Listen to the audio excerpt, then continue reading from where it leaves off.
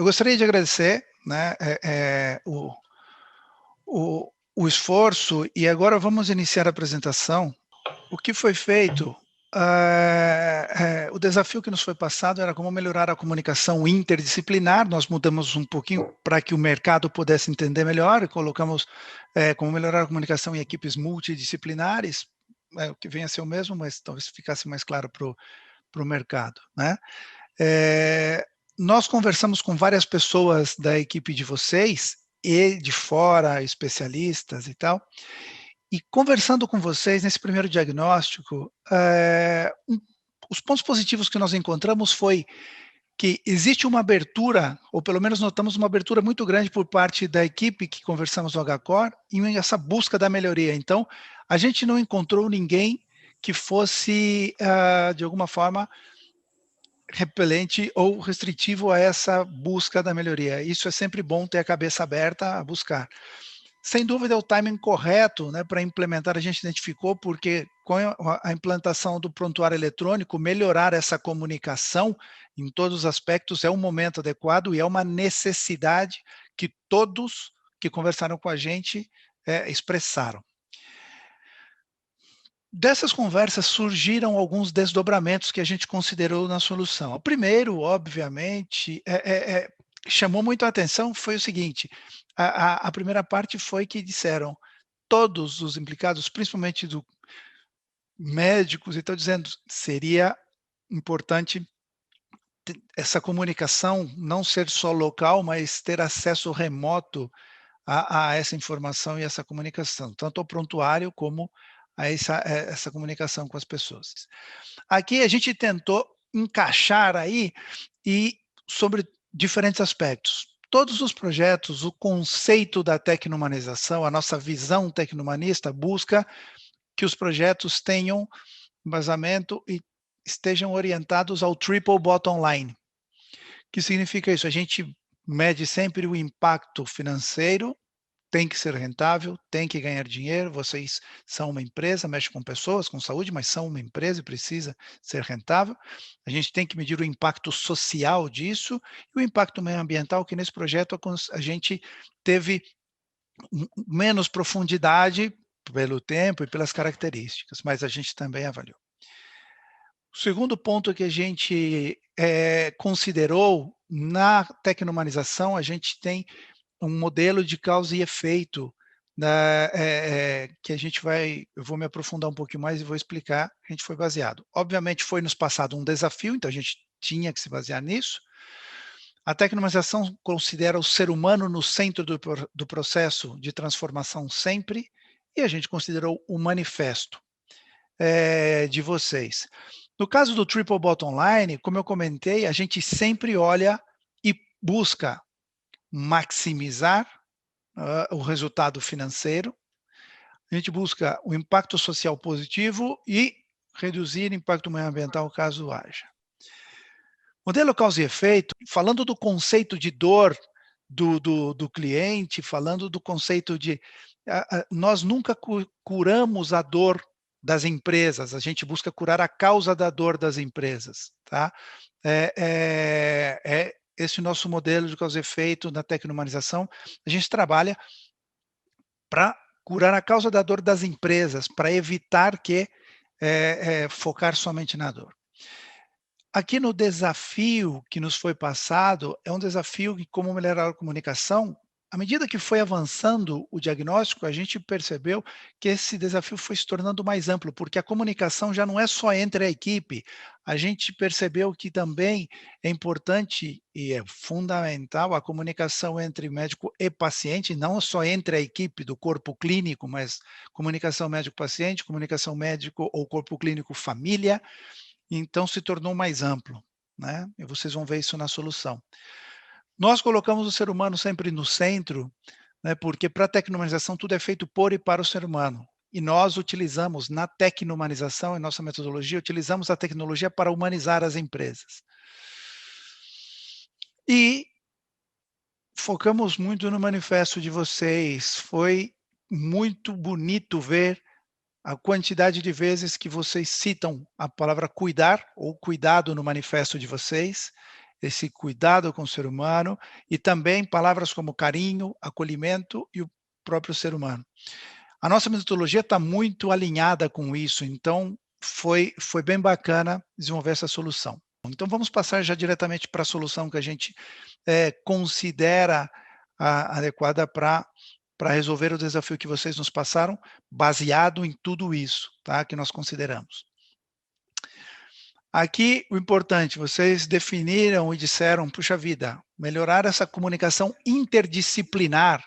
O primeiro ponto que a gente identificou que é super importante ser trabalhado é a parte da cultura, né, de mindset. A parte de mindset é fundamental para melhorar essa comunicação. E aí trabalhar dentro e alinhando com a cultura organizacional que já existe, trabalhar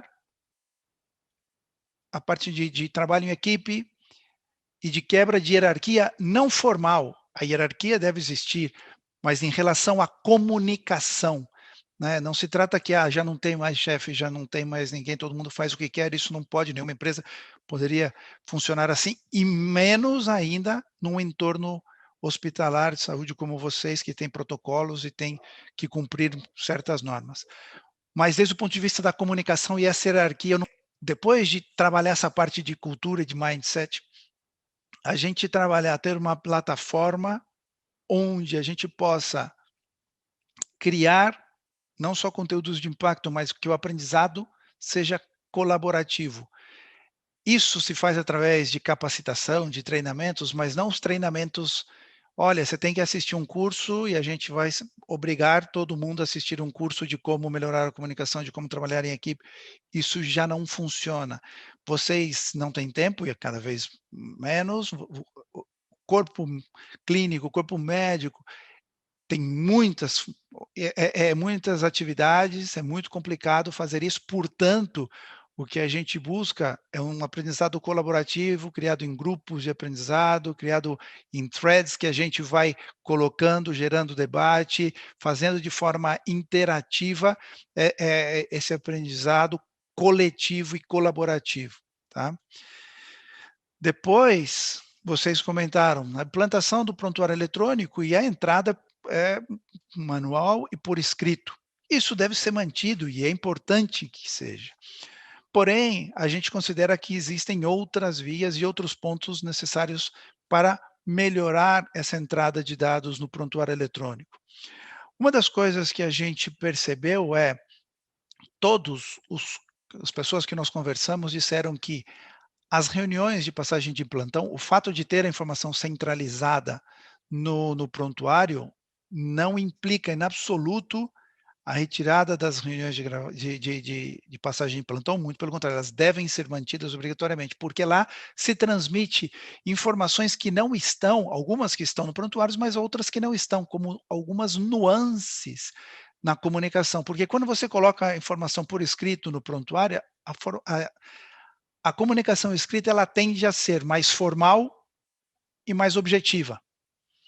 E a comunicação oral, ela é mais informal e mais ampla e transmite nuances que no prontuário não está.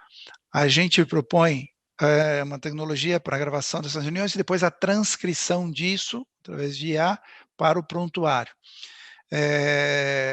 Outro ponto que também em algumas situações a entrada por voz por parte do médico, porque em determinadas situações, dos comentários que foram feitos é que agora a gente está em consulta e estou olhando para o meu computador, fazendo a digitação no prontuário e não olho para o paciente. E já teve pacientes que disseram: "Puxa, doutor, você não está olhando para mim, você não está vendo". E outros provavelmente devem ter pensado, não devem ter falado, mas devem ter pensado, porque é desagradável. E também, e vocês corporal do paciente, porque ele nem sempre fala de uma vez tudo que tem que falar, por vergonha, por desconhecimento, por uma série de motivos. E aí o médico é capaz de, fazendo as perguntas adequadas, tirar a informação importante para um diagnóstico mais preciso. Então, isso também é importante. Não é excludente, é ter mais canais para poder enriquecer o prontuário. Como e para onde nós ampliamos o conceito da solução? Nós falamos com muitos pacientes no evento que o Alex participou, no debate com os executivos, tem um executivo que disse uma coisa que foi o insight que gerou esse ponto puxa vida, às vezes eu converso com médicos e eles, por ter uma linguagem mais técnica, eu não consigo entender exatamente o que me diz. E é um executivo. Imaginando pessoas com um nível cultural mais baixo, talvez fique mais difícil. E se entende que o médico tenha uma linguagem mais rigorosa desde o ponto de vista técnico, até por protocolo talvez, ou porque é a linguagem do dia a dia.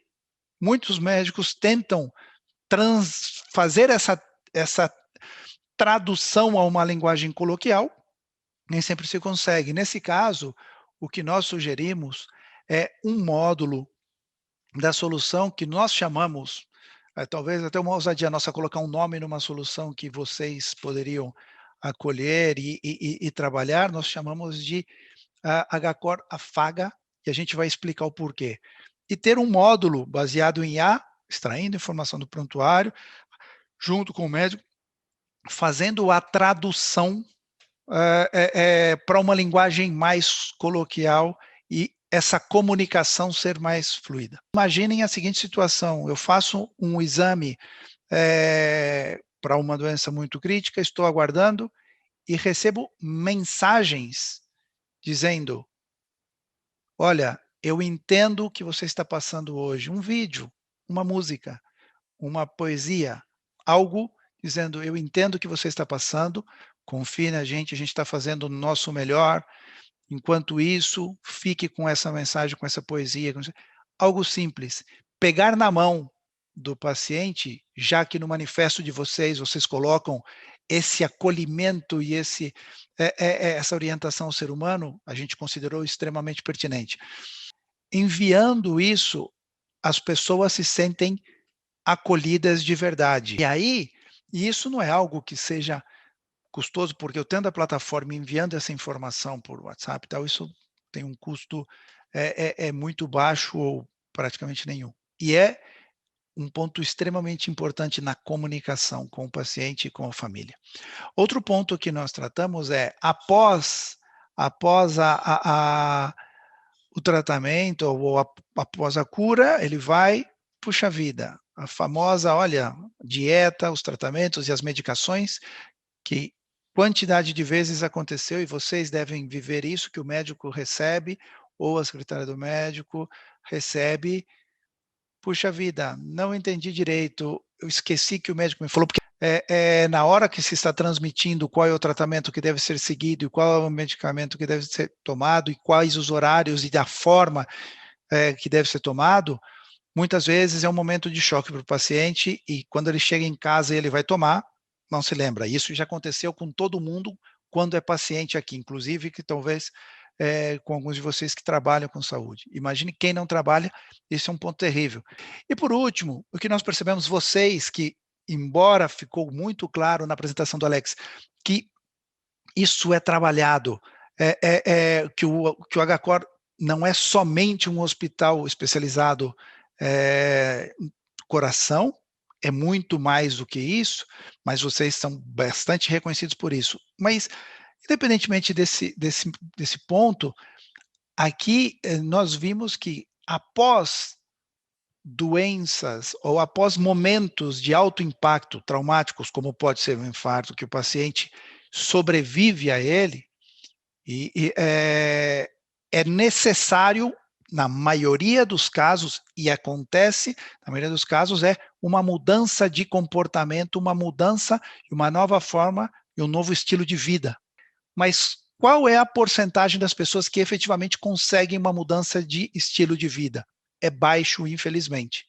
Vocês devem receber com frequência pacientes que são reincidentes, e às vezes as segundas e terceiras vezes não recebem outra oportunidade, porque não conseguiram fazer a mudança de estilo de vida. E aqui a gente propõe que dentro dessa plataforma de capacitação, oferecer cursos de mudanças de estilo de vida, orientados à medicina preventiva, que vocês já fazem algumas atividades, né? A gente acompanhou, eu acompanhei pelo site de vocês, pelas redes sociais, algumas atividades que vocês já fazem orientadas à medicina preventiva, a estilo de vida, a mudança na forma de atuar, só que isso, se é só envolvendo um único evento, vamos promover uma caminhada, um passeio ciclístico ou palestras e tal, ele tem uma orientação motivacional, existe um pico ali de motivação e depois isso, a pessoa volta para o dia a dia e se perde. Se não se ensina e se não se transmite a forma necessária de mudança de mindset. E tendo um curso ou cursos que possam ajudar as pessoas nessa mudança de estilo de vida. E isso é monetizável, tá? Isso não é gratuito. Isso é geração de receita, onde vocês poderiam oferecer esses cursos e esses assessments de mudança de mindset para que essas pessoas possam melhorar. Isso, sem dúvida alguma, não somente cumpre com o desafio que foi passado, mas o mais importante, com aquelas premissas, definindo-se os KPIs adequados, a gente reduz custo, porque com uma comunicação mais assertiva, a gente consegue aumentar a assertividade de diagnóstico, reduzir tempo de internação, tratamentos, medicamentos, etc. Então, existe redução de custo.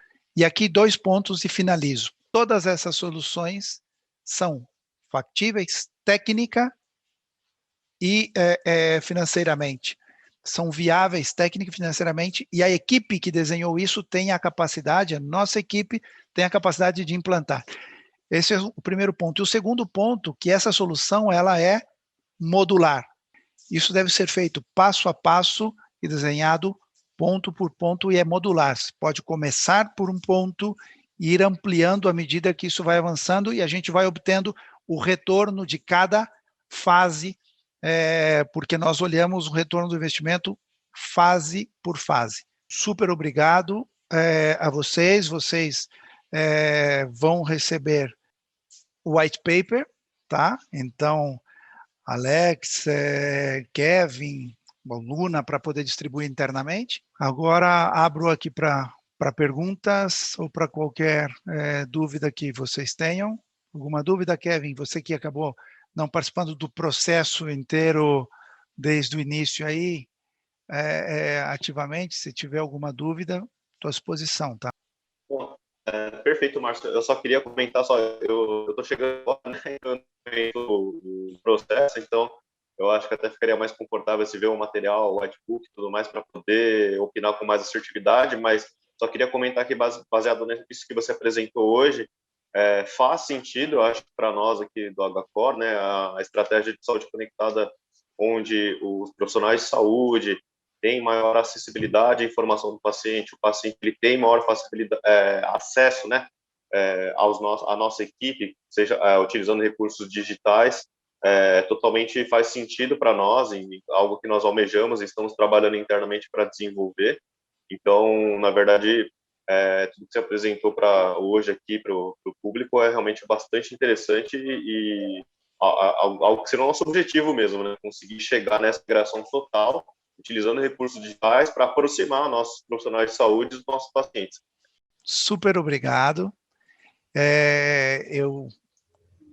Em breve, daqui a uns minutos, você já deve receber o e-mail e a partir daí a gente está em contato, você com a Fernanda, para marcar a reunião de feedback para os próximos dias aí, tá bom? Combinado, então. Valeu, obrigado, pessoal. Nepo, transformamos ideias em soluções tecnológicas. Software mental, um novo cenário exige pensar diferente. RCE Digital, conectando pessoas com inovação e tecnologia. Palo Alto Networks, líder global em segurança cibernética. Este programa é uma idealização e produção BNSK.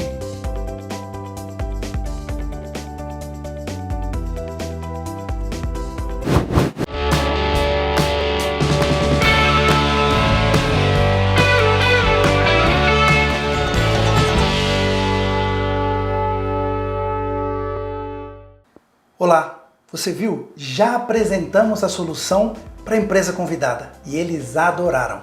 Inclusive, teve uma ideia de vocês que foi escolhida para fazer parte da solução. Se você está gostando dessa jornada, compartilhe esse vídeo com alguém que possa querer participar com a gente. Em breve teremos um novo case. Se você ainda não é inscrito desse canal, inscreva-se e ative o sininho para receber as notificações dos próximos conteúdos.